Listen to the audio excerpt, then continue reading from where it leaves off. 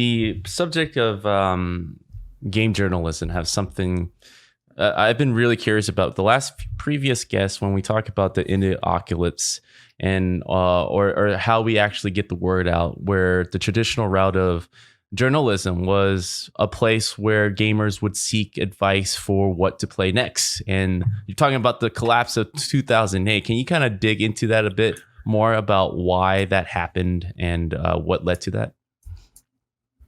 Sure. Well, I mean, I think in terms of when the financial crisis happened, I think it hit a lot of traditional sites quite badly simply because it affected the advertising revenue quite strongly, and the way that many of the traditional gaming press sites were operating was a strictly advertising revenue model.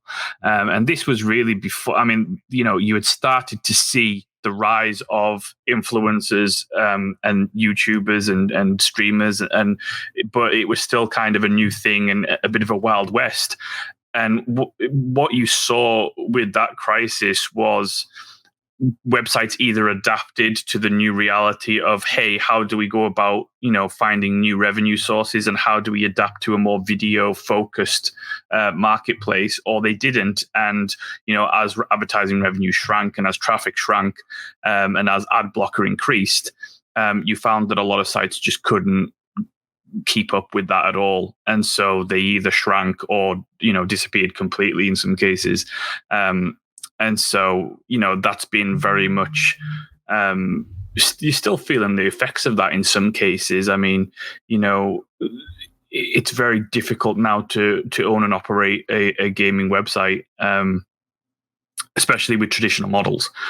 So I think, a lot of what IGN and places like that are doing is still trying to figure out what new ways and what new content they can do to monetize, to, continue to build revenue and sustain those sites and hopefully grow them.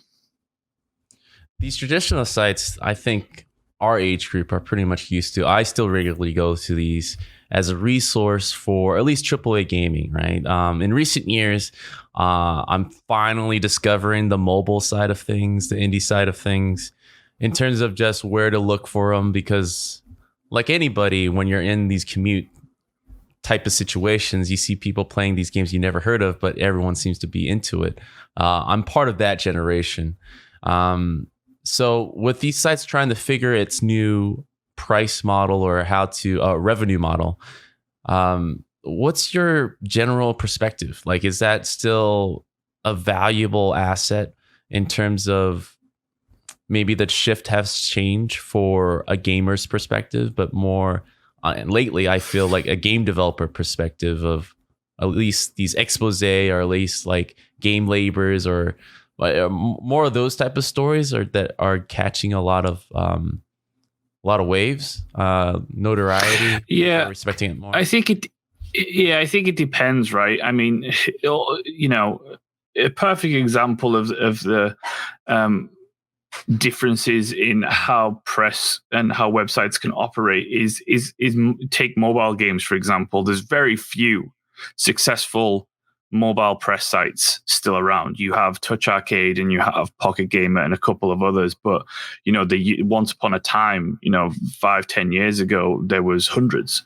And the reason that is because if you look at mobile games specifically, mobile users don't look at press websites to get recommendations for the game, because why would they? Because they have the App Store.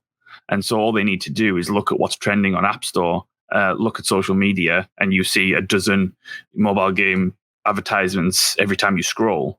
And then you would just go into the App Store and see what the user reviews are like. So there's no need to go view what a member of the press thinks about a game, because you can just get a general consensus almost instantly on the App Store.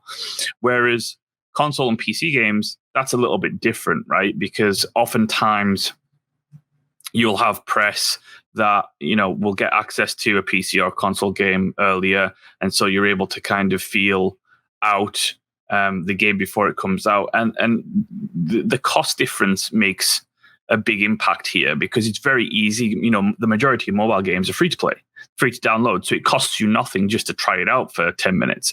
Whereas it costs you $60 to try a AAA game. And so you're obviously going to want to read about that before you make that financial investment into a game. So, audience and what they need and what they're looking for plays a big role in what type of content to push forward as a site.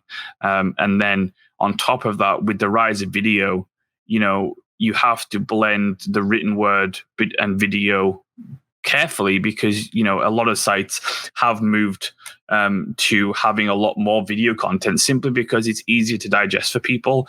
And there is a generational thing in that, in the sense that I think younger generations don't want to read a long form written article anymore. They would rather just watch a 5-minute video where they can actually see the gameplay.